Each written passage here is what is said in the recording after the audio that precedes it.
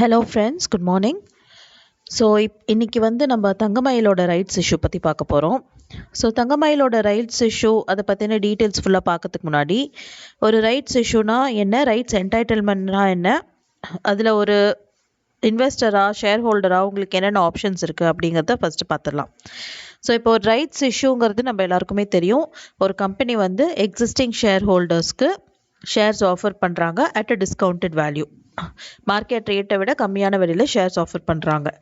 So முன்னாடிலாம் rights இஷ்யூன்னு மட்டும்தான் இருக்கும். Where you had to go, நீங்கள் போய் அப்ளிகேஷன்ஸ் ஃபில் பண்ணி வாங்குற மாதிரி இருக்கும். 2020க்கு அப்புறம் ரிலையன்ஸ்னால ரைட்ஸ் என்டைட்டில்மெண்ட் அப்படிங்கிற கான்செப்ட் பாப்புலர் ஆச்சு. ஸோ ரைட்ஸ் என்டைட்டில்மெண்ட்னா, ஆஸ் அ ஷேர் ஹோல்டர் இந்த ரெக்கார்ட் டேட்டில் நீங்கள் எலிஜிபிள் ஷேர் ஹோல்டராக இருந்து ஷேர்ஸ் வச்சுருந்தீங்கன்னா உங்களுக்கு கம்பெனியோடைய ப்ரிஸ்கிரைப்டு ரேஷியோ படி ரைட்ஸ் என்டைட்டில்மெண்ட் உங்கள் டிமேட் அக்கௌண்ட்டில் கிரெடிட் ஆகும். ஸோ அப்படி ப்ரொபோர்ஷன் பேசிஸில் கிரெடிட் ஆகிற ஆரியை உங்களுக்கு 3 ஆப்ஷன் இருக்குது ஒரு இன்வெஸ்டராக. ஒன்று நீங்கள் எக்ஸசைஸ் பண்ணலாம், அந்த ரைட்ஸை போய் ரைட்ஸ் இஷ்யூக்கு அப்ளை பண்ணலாம், அந்த ரைட்ஸ் என்டைட்டில்மெண்ட்டை வச்சு இக்னோர் பண்ணிடலாம் அந்த ரைட்ஸ் என்டைட்டில்மெண்ட்டை. இல்லைனா வேற ஒருத்தருக்கு நீங்கள் வித்துடலாம் ரைட்ஸ் என்டைட்டில்மெண்ட்டை at a particular price. So இப்போ இந்த ஒரு ஆப்ஷன் நீங்கள் எக்ஸிக்யூட் பண்ணும்போதும் என்ன மாதிரி இம்பேக்ட் இருக்கும் அப்படிங்கிறத நம்ம பார்க்கலாம். ஸோ இப்போ எக்ஸசைஸ் பண்ணுறீங்க அப்படின்னு வச்சுக்கோங்களேன். ஃபார் எக்ஸாம்பிள், ஒரு 1000 ஷேர்ஸ் வச்சுருக்கீங்க ஒரு கம்பெனியில். அவங்க 1:10 அப்படிங்கிற ரேஷியோ அவங்க கொடுக்குறாங்க ரைட்ஸ் இஷ்யூக்கு. ஸோ அப்படின்னா ஒரு 10 ஷேருக்கும் உங்களுக்கு ஒரு ஷேர் கிடைக்க போகுது அப்படின்னு அர்த்தம். ஸோ அப்படிங்கிற பட்சத்தில் உங்களுக்கு மொத்தம் 100 ஷேர்ஸ் நீங்கள் ரைட்ஸ் இஷ்யூக்கு அப்ளை பண்ணலாம். You are eligible.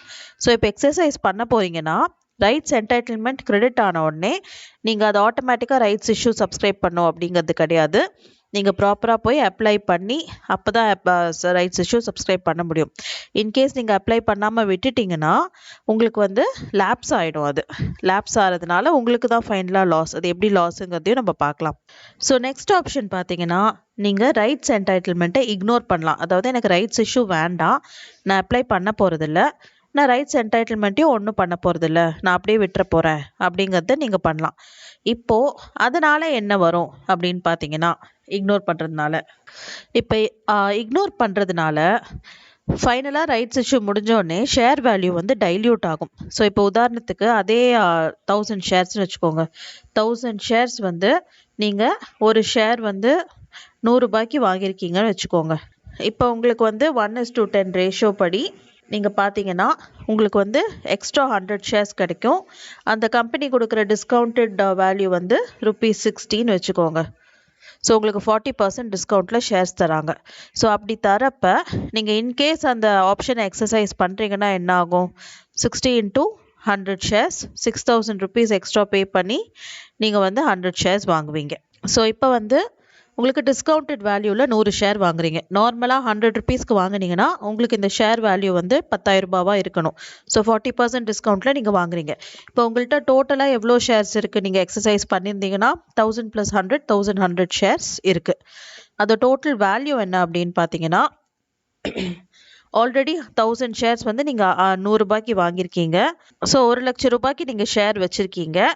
ப்ளஸ் இப்போ இன்னொரு 100 ஷேர்ஸ் 6000 rupeesக்கு நீங்கள் வாங்கியிருக்கீங்க.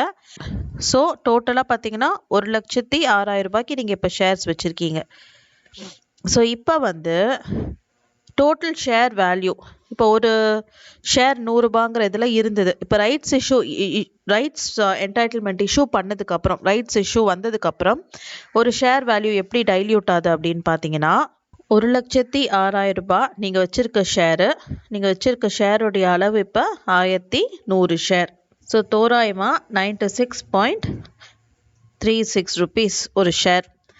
ஸோ இப்போ 100 ரூபாய் இருந்த ஷேர் 96.36 காசுகளாக மாறிடுச்சு. ஸோ இப்போ நீங்கள் இக்னோர் பண்ணிங்கன்னா, ரைட்ஸ் என்டைட்டில்மெண்ட்டை இக்னோர் பண்ணிங்கன்னா கூட ரைட்ஸ் இஷ்யூவை மற்றவங்க சப்ஸ்கிரைப் பண்ண போகிறாங்க. ஷேர் வேல்யூஸ், அதாவது நம்பர் ஆஃப் ஷேர்ஸ் இந்த மார்க்கெட் இன்க்ரீஸ் ஆக தான் போகுது. ஏன்னா கம்பெனி அவங்க நினச்ச கேபிட்டலை ரைஸ் பண்ண தான் போகிறாங்க. ஸோ உங்கள் ஷேர் வேல்யூ ஆட்டோமேட்டிக்காக டைல்யூட் ஆக தான் போகுது. ஸோ இப்போ நீங்கள் ஒன்றுமே பண்ணாமல் லேப்ஸ் ஆக விட்டு இக்னோர் பண்ணிங்கனாலும் ஃபைனலாக நீங்கள் வச்சிருக்க ஷேர் வேல்யூ குறைய போகுது. உங்கள் ஷேர் ஹோல்டிங் குறைய போகுது, டைல்யூட் ஆக போகுது. ஸோ இது ஒரு வைஸான ஆப்ஷன் கிடையாது இக்னோர் பண்ணுறது. இதை நீங்கள் எக்ஸசைஸ் பண்ணலாம். இல்லைனா நீங்கள் வந்து ரைட்ஸ் என்டைட்டில்மெண்ட்டை வித்துடலாம். ஸோ இப்போ தேர்ட் ஆப்ஷன் பார்த்தீங்கன்னா ரைட்ஸ் என்டைட்டில்மெண்ட்டை வித்துறது, செல். இப்போ எப்படி விற்க போகிறீங்க? நீங்கள் ஸ்டாக் மார்க்கெட்டில் ஈக்விட்டி ஷேர்ஸை ட்ரேட் பண்ணுறீங்க இல்லையா, அதே மாதிரி ரைட்ஸ் என்டைட்டில்மெண்ட்டை வித்துடலாம். ரைட்ஸ் என்டைட்டில்மெண்ட் வந்து ஆட்டோமேட்டிக்காக வந்து அந்த ரெக்கார்ட் டேட் முடிஞ்ச அப்புறம் ஒரு நாள் வந்து உங்களுக்கு கிரெடிட் ஆகிடும் அக்கௌண்ட்டில், உங்களுக்கு மெயிலும் வரும். ஸோ இப்போ எப்படி விற்க போகிறீங்க, எவ்வளோ விலைக்கு விற்க போகிறீங்க அப்படின்னு பார்த்தீங்கன்னா ரைட்ஸ் என்டைட்டில்மெண்ட்டை வந்து நீங்கள் டெய்லி பேசிஸில் பேஸ் ப்ரைஸை வச்சு தான் நீங்கள் விற்க முடியும். அதாவது இன்றைக்கே வந்து என்னோட ஷேர் வேல்யூ வந்து 1000 ரூபாய்க்கு ட்ரேட் ஆகுது அப்படின்னு வச்சுக்கோங்க, அந்த பர்டிகுலர் ஸ்டாக்கோட ஷேர். நான் வந்து ரைட்ஸ் இஷ்யூவோட ரேட் வந்து 500 அப்படின்னு வச்சுக்கோங்க.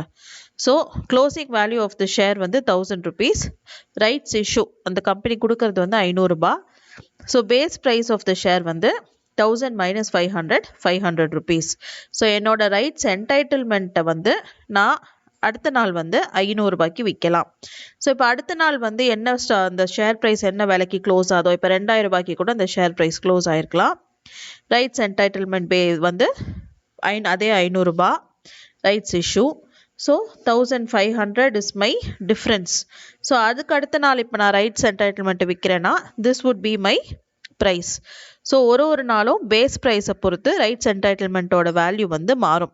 ஸோ இன்கேஸ் அந்த பர்டிகுலர் கம்பெனியோட ரைட்ஸ் இஷ்யூவில் நீங்கள் இன்ட்ரெஸ்டடாக இல்லை, நீங்கள் வந்து வேறு யாருக்காவது அந்த ரைட்ஸை கொடுத்துடணும், இக்னோர் பண்ணுறது உங்களுக்கு லாஸு, நீங்கள் ரைட்ஸ் இஷ்யூவும் சப்ஸ்கிரைப் பண்ண விரும்பலை அப்படின்னா வேறு யாருக்காவது நீங்கள் ரைட்ஸை கொடுத்தீங்கன்னா அதுக்கு ஒரு பர்டிகுலர் விண்டோ வச்சுருப்பாங்க அந்த கம்பெனியில், இந்த டேட்ஸ்குள்ளே தான் நீங்கள் உங்கள் ரைட்ஸ் என்டைட்டில்மெண்ட்டை விற்கலாம் அப்படின்ற இது. ஸோ நீங்கள் பேஸ் ப்ரைஸ் இப்படி தான் கேல்குலேட் செய்வாங்க, இந்த ப்ரைஸில் தான் வந்து நீங்கள் உங்கள் ரைட்ஸ் என்டைட்டில்மெண்ட்டை விற்க முடியும். அகெயின் இதுவும் உங்களுக்கு ப்ராஃபிட் தான். இப்போ ஒருத்தவங்க உங்கள்கிட்ட இது வாங்குவாங்கல்ல, ஸோ அவங்க வந்து டிஸ்கவுண்டட் வேல்யூக்கு அப்ளை பண்ணும்.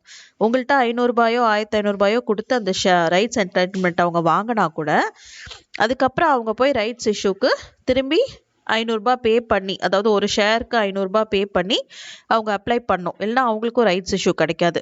ஸோ இன்கேஸ் ரைட்ஸ் என்டைட்டில்மெண்ட்டை வாங்கிட்டு நீங்கள் ரைட்ஸ் இஷ்யூக்கு அப்ளை பண்ணாமல் விட்டுட்டிங்கன்னா நீங்கள் கொடுத்த இந்த ப்ரீமியம் வேல்யூ வந்து உங்களுக்கு லாஸாக தான் போய் முடியும்.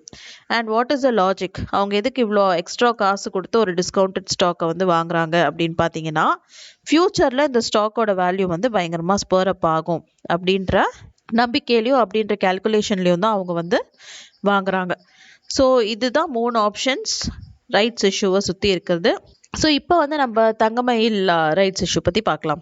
ஸோ இப்போ தங்கமயில் ஜுவல்லரி ரைட்ஸ் இஷ்யூ பார்த்தீங்கன்னா அவங்க ரைட்ஸ் இஷ்யூ பண்ணுறதுக்கான ரீசன் வந்து அவங்க 6 நியூ ரீட்டைல் ஸ்டோர்ஸ் வைக்க போகிறாங்க, சென்னையில் ஒரு ஃப்ளாக்ஷிப் ரீட்டைல் ஸ்டோரும் வைக்க போகிறாங்க. ஸோ இப்போ இஷ்யூ ஓப்பன் டேட் பார்த்தீங்கன்னா Feb 21 to March 4, இந்த விண்டோக்குள்ளே நீங்கள் ரைட்ஸ் இஷ்யூக்கு அப்ளை பண்ணலாம். ரெக்கார்ட் டேட் பார்த்தீங்கன்னா Feb 11. ஸோ நேத்திக்கு வரைக்கும் நீங்கள் அந்த கம்பெனியில் ஷேர்ஸ் வாங்கியிருக்க முடியும், எலிஜிபிள் ஷேர் ஹோல்டராக இருப்பீங்க. நேத்திக்குள்ளே நீங்கள் ஷேர்ஸ் வாங்கி உங்கள் டிமேட் அக்கௌண்ட்டில் இருந்துச்சுன்னா நீங்கள் இந்த ரைட்ஸ் இஷ்யூக்கு எலிஜிபிள் ஷேர் ஹோல்டராக இருப்பீங்க. உங்கள் அக்கௌண்ட்டில் வந்து ரைட்ஸ் என்டைட்டில்மெண்ட் வந்து ப்ரொபோர்ஷன் பேசிஸில் கிரெடிட் ஆகும். Issue size number of shares கொடுத்துருக்காங்க. இஷ்யூ அமௌண்ட் பாருங்கள் 510 crores வந்து கேபிட்டல் ரைஸ் பண்ண போகிறாங்க. இஷ்யூ ப்ரைஸ் வந்து ஒரு ஷேர் வந்து 1400 ரூபாய்க்கு தராங்க. நேற்றுக்கு ஷேர் க்ளோசிங் ப்ரைஸ் பார்த்தீங்கனாலே 1900 ரூபாய், 1900க்கு மேலே போயிடுச்சு. ஸோ ஒரு நல்ல டிஸ்கவுண்ட் ப்ரைஸில் உங்களுக்கு ஷேர்ஸ் கிடைக்கும். அடுத்து முக்கியமாக நீங்கள் பார்க்க வேண்டியது எந்த ப்ரொப்போர்ஷனில் தராங்க. So 2 equity shares for 15 fully paid up equity shares, 15 ஷேருக்கு 2 share வந்து ரைட்ஸ் இஷ்யூவாக அவங்க தராங்க. நீங்கள் வந்து ஃபுல் அமௌண்ட்டும் இப்போ ரைட்ஸ் இஷ்யூக்கு அப்ளை பண்ண போகிறீங்கன்னா சில ரைட்ஸ் இஷ்யூ வந்து பார்ஷலாக அமௌண்ட் பே பண்ணால் போதும்னு சொல்லுவாங்க. இங்கே வந்து நீங்கள் டோட்டல் அமௌண்ட்டும் பே பண்ணணும் அப்ளை பண்ணும்போது ரைட்ஸ் இஷ்யூக்கு, அப்போ தான் வந்து உங்களுக்கு கிரெடிட் ஆகும். ரெக்கார்ட் டேட் நம்ம பார்த்துட்டோம், last date to buy shares பார்த்துட்டோம். கிரெடிட்ஸ் ஆஃப் ரைட் என்டைட்டில்மெண்ட் உங்கள் ஆரி வந்து எப்போ உங்கள் டிமேட் அக்கௌண்ட்டில் கிரெடிட் ஆகுங்கிறதுக்கு இன்னும் டேட்ஸ் வந்து கொடுக்கல, பட் உங்களுக்கு ஆட்டோமேட்டிக்காக மெயில் வந்து it will be credited. Bid offer எப்போ ஓப்பன் ஆகுதுன்னா Feb 21 நீங்கள் அப்ளை பண்ண ஆரம்பிக்கலாம் ரைட்ஸ் இஷ்யூக்கு. இன்கேஸ் நீங்கள் ரைட்ஸ் என்டைட்டில்மெண்ட்டை வந்து இன்னொருத்தருக்கு கொடுத்துட்றேன், ஐம் நாட் இன்ட்ரெஸ்டட் அப்படின்னு சொன்னீங்கன்னா renunciation of rights entitlement date பார்த்துக்கோங்க Feb 25. So Feb 21 to Feb 25 தான் நீங்கள் உங்கள் ஆரி ரைட்ஸ் வந்து விற்க முடியும். அதுக்கு மேலே அது லேப்ஸ் ஆகிடும், நீங்கள் விற்க முடியாது. Bit offer closes March 4th வரைக்கும், ஃபெப் 21லேருந்து மார்ச் 4th வரைக்கும் நீங்கள் ரைட்ஸ் இஷ்யூக்கு வந்து அப்ளை பண்ணலாம். So date of allotment, credit date, listing டேட்டுங்கிறதெல்லாம் வந்து இன்னும் அந்த டேட்ஸ்லாம் வந்து ஃபைனலைஸ் ஆகலை. ஸோ இதுதான் தங்கமயில் ஜுவல்லரி பற்றின ரைட்ஸ் இஷ்யூ. ஸோ உங்களுக்கு ரைட்ஸ் இஷ்யூ பற்றி அண்ட் ரைட்ஸ் என்டைட்டில்மெண்ட்னா என்னங்கிறத பற்றி ஒரு ஐடியா கிடச்சிருக்கும் அப்படின்னு நம்புகிறேன். மீண்டும் ஒரு வீடியோவுடன் சந்திப்போம். நன்றி, வணக்கம்.